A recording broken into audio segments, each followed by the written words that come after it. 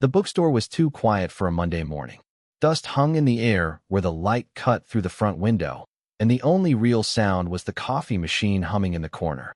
I'd been pretending to sort through the new arrivals, though most of them had already been shelved the night before. She was at the small round table near the back, our unofficial meeting spot. No one ever really came in until later in the day, so it felt less like a workplace and more like a pocket of time carved out of the world. She had her notebook open, pen resting diagonally across the page, but I don't think she'd written a word in the last 10 minutes. Her fingers smoothed the edge of her napkin, folding it once, then again, pressing the crease with quiet precision. I couldn't stop watching. There was something about the way she did even the smallest things, measured, but never careless. "You're distracted," she said without looking up. "Am I?" My voice cracked a little, too quick to cover it. She gave the smallest smile. "You just stacked the same book 3 times. I looked down and realized she was right. The collected stories of Cheever, 3 identical spines standing awkwardly in a row. I tried to laugh, but it came out uneven. She laughed, too, softer, almost to herself. The kind of laugh that made me wonder how many she kept locked away during the day, how many she only let out when no one else was around. I sat across from her, the chair legs scratching against the wood floor. She slid her coffee toward the center of the table like an invitation, though she didn't say anything about sharing it. I didn't touch it, just rested my hands on the table, too aware of their stillness. Her pen tapped once against the page, then stopped. "You don't have to sit if you've got work. I'd rather be here," I said before I could stop myself. That silence that followed, it wasn't uncomfortable. More like the air between us had thickened. She finally looked at me, and for a second, I thought I'd gone too far. But her eyes softened just slightly, and she nodded like she'd expected me to say something like that all along. I wanted to ask her something ordinary, like what she was writing, or if she wanted another coffee. Instead, I just let the moment stretch until it frayed. My phone buzzed in my pocket. I ignored it. Later, when she stood to leave, she folded the napkin again, this time into a neat square, and set it carefully on top of her notebook. I noticed her hand pause for half a beat, like she might say something, but then she just smiled at me, polite, practiced. She walked toward the back office, heels clicking softly against the floor. I followed a moment later, pretending I needed to grab the inventory list. When I reached the door, she had already stepped inside. She turned, her hand resting on the frame for just a second, and then, without a word, she closed it quietly behind us. The click echoed in my chest louder than anything she could have said. I didn't know if it meant something or nothing at all. But as I stood there, phone buzzing again in my pocket, I realized silence could be the beginning of everything. The door had closed, and yet nothing happened. We stood there, the room smaller than usual, air thicker. I remember thinking how absurd it was, that a thin panel of wood could change the sound of her breathing, the way it reached me.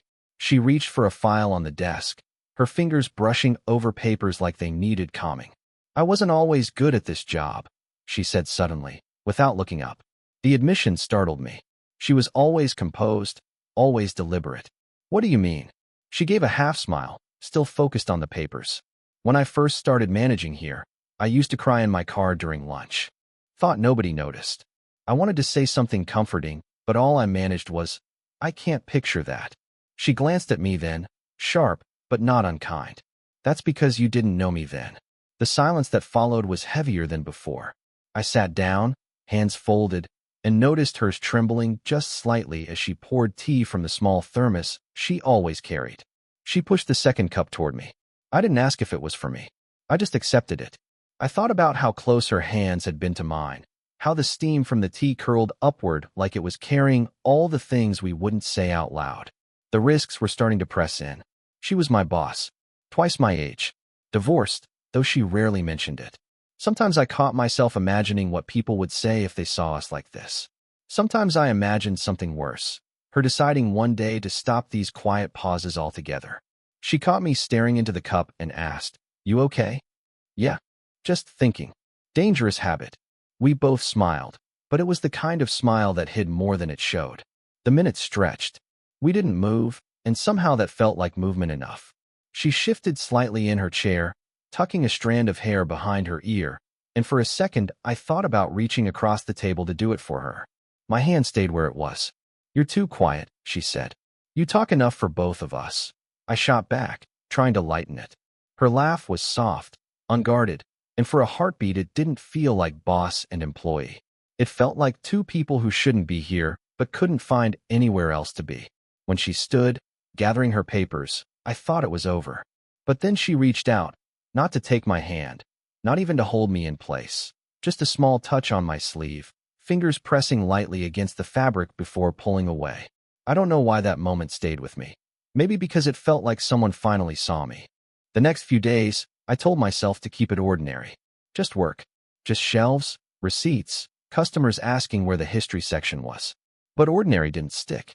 Every time I saw her walk past, something in me sharpened, like the room went quieter. It was Thursday when it almost happened. She was sorting through the delivery boxes, sleeves rolled up, hair pinned loosely. A strand had come free, falling across her cheek. I should have been unpacking the next box, but I just watched. "You're not helping," she said without looking. "Sorry." My hands fumbled with the tape, tearing too much at once. She laughed under her breath. "You're terrible at pretending." I wanted to ask what she meant, but the words caught. Instead, I handed her a stack of books, our fingers brushing. Too light, too quick, but I felt it. She didn't move her hand right away. Then she did, sudden, like she'd remembered herself. Silence again. Not the soft kind from before. This one was sharper, edged with something I couldn't name. The bell over the door rang. A friend of mine walked in, classmate from college, just stopping by. He nodded at me, then at her. "Hey, boss," he joked lightly, like it was obvious. "He working hard, or just following you around all day?" Her smile came instantly, polished, the kind she gave to customers. "Hardly working," she said, voice warm but distant. I laughed it off, too quick, too loud. My friend didn't stay long, just grabbed a magazine and left. But the air after he was gone, it felt different, like the world had pressed its ear against the glass and almost heard too much. She was quieter than usual, eyes on the boxes, movements brisk. I tried to say something, anything, to ease it. "He's just joking. Doesn't mean, I know." She cut me off, gently but firm. I hated how final it sounded.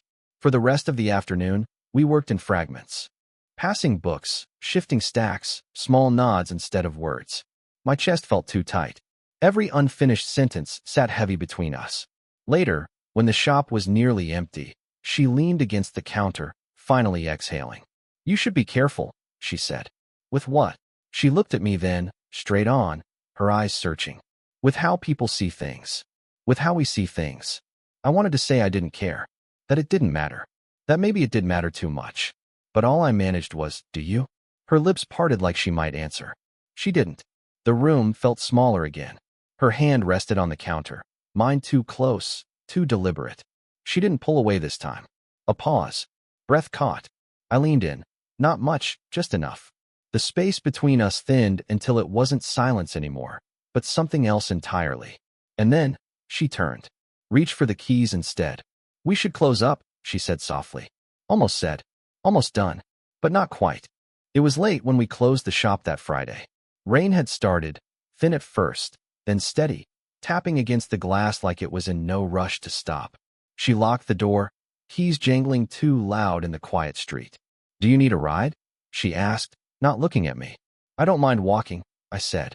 Still, we walked together under her umbrella, our shoulders brushing every so often. Neither of us adjusted. Neither of us stepped away. The streets smelled of wet asphalt, and our footsteps echoed in pairs. I wanted to tell her about the way the silence wrapped around us, how it felt heavier than words. Instead, I asked, "Do you ever regret staying?" She looked at me, puzzled. "Here," I clarified. "In this town. In this job." Her mouth pressed into a line, eyes on the slick pavement. "I regret things. Not sure that's one of them." We passed a dimly lit bench under a tree, and she stopped, setting the umbrella aside. "Let's wait the rain out," she said. We sat, not quite close, not quite apart. The drops pattered through the branches above, catching the faint glow of the streetlight. Her hands rested in her lap, twisting the strap of her bag. "You ever think people notice?" I asked before I could stop myself. She froze slightly. "Notice what?" "Us." The word came out softer than I intended. She gave a quiet laugh, but it sounded more like a sigh. "People always notice something. Doesn't mean they understand it." The strap slipped from her fingers, and she looked at me then. Really looked. I saw the weight in her eyes, the hesitation that wasn't just about me, but about everything that had come before me. Sometimes, she said, voice low, I feel like I've already lived the part of my life where I get to want things. The words hit harder than I expected.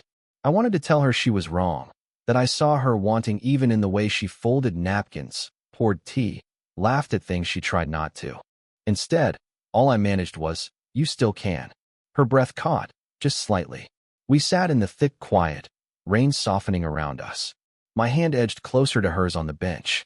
Not touching, just close enough for the thought of it to burn. She didn't move away. For a second, I thought maybe this was it, that we'd step off the line we'd been drawing for weeks. I leaned forward, almost speaking, almost closing that impossible distance. Her eyes flicked to mine, searching, scared, wanting, both. And then she whispered, barely audible, "What are we doing?" The question hung there, heavier than the rain, heavier than the silence. I didn't answer. I couldn't. After that night on the bench, everything shifted. Not loudly, not all at once. Just small changes that stacked up until the air between us wasn't the same. She started arriving later, leaving earlier. Her door closed more often. Our accidental tea breaks disappeared. When we did talk, it was clipped, functional.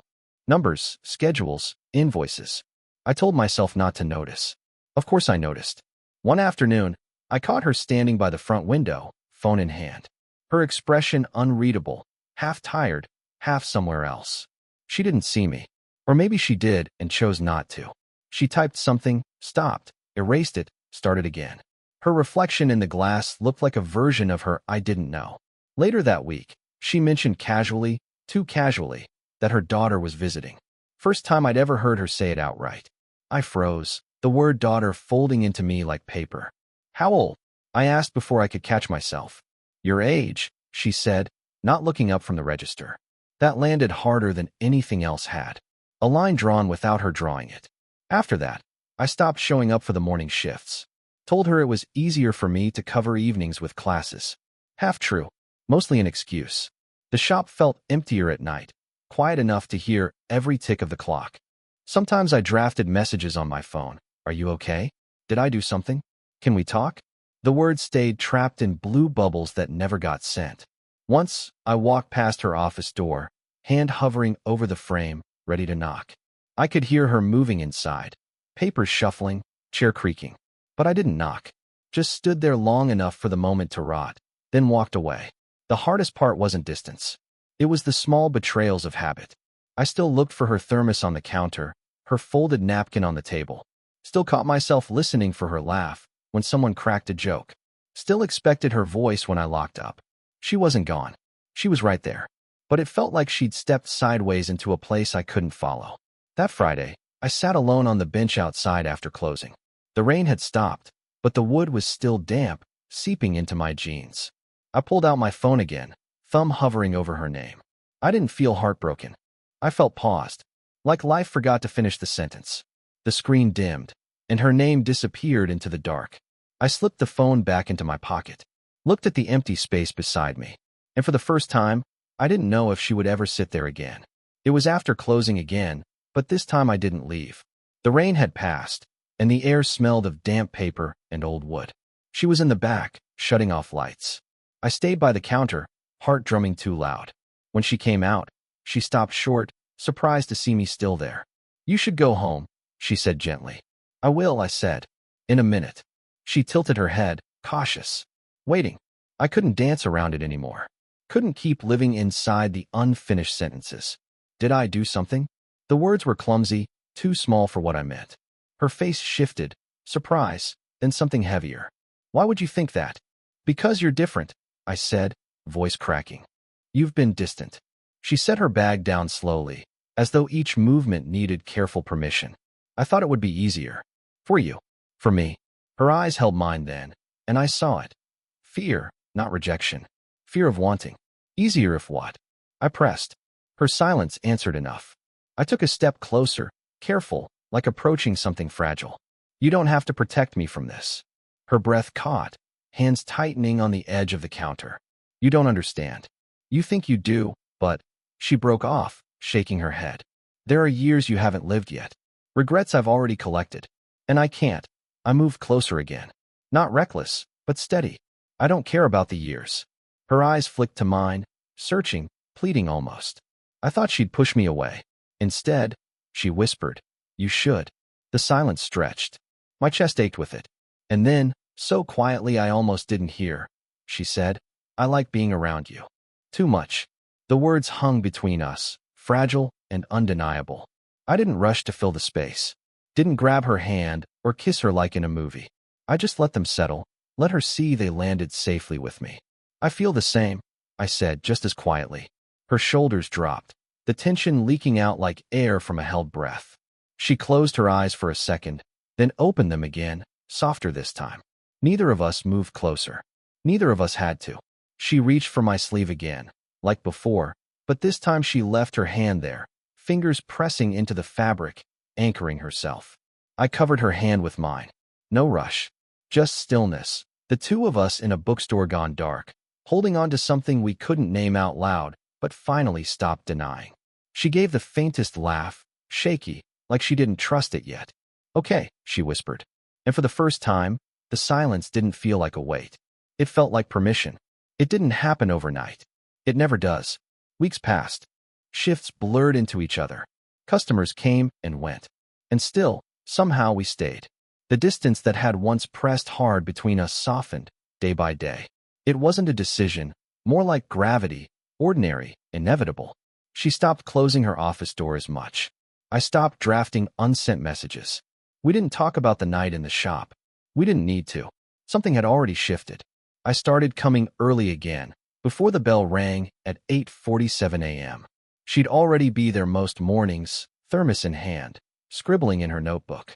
I noticed she folded her napkin less now, left it loose on the table like she didn't have to hold everything so tightly anymore. Sometimes she'd pour me tea before I asked. Sometimes I'd bring her black coffee, even though she always said it was too bitter. She'd take a sip anyway, grimace, and laugh under her breath. I'd pretend not to notice, and she'd pretend I hadn't. One rainy afternoon, we ended up on the bench again. This time there wasn't hesitation. Our shoulders rested lightly against each other, as if it had been rehearsed all along. No one walked by. No one asked questions. The world went on, and we just sat there, not needing to explain ourselves. She told me small things. About her daughter's stubborn streak. About the first time she read Cheever and hated it, then read it again years later and cried. About how she once drove 3 hours just to see the ocean because she couldn't stand her apartment walls. I told her things I hadn't said out loud either. How I nearly dropped out of school last year. How my mother still called twice a week, worried I'd stop answering one day. How sometimes I didn't know if I wanted to be seen or if I was scared of it. The words didn't fix us. They didn't need to. They just sat between us like folded napkins and shared cups of tea. In the shop, nothing looked different. We still shelved books. Still laughed at the regular who complained about everything. Still closed the register at the end of the night. But there were small things only we noticed. Her hand brushing mine when she passed the ledger. My jacket left hanging in her office, never moved. The silence we no longer feared. One morning, she reached across the table, slid her thermos toward me without a word. I poured for both of us, steam curling up between us. We looked at each other then, quiet, steady, and it felt like the simplest thing in the world. I don't know if you'd call it love. Maybe it doesn't matter what word you give it. All I know is that it stayed. That she stayed. That we both did. And in the end, that was enough.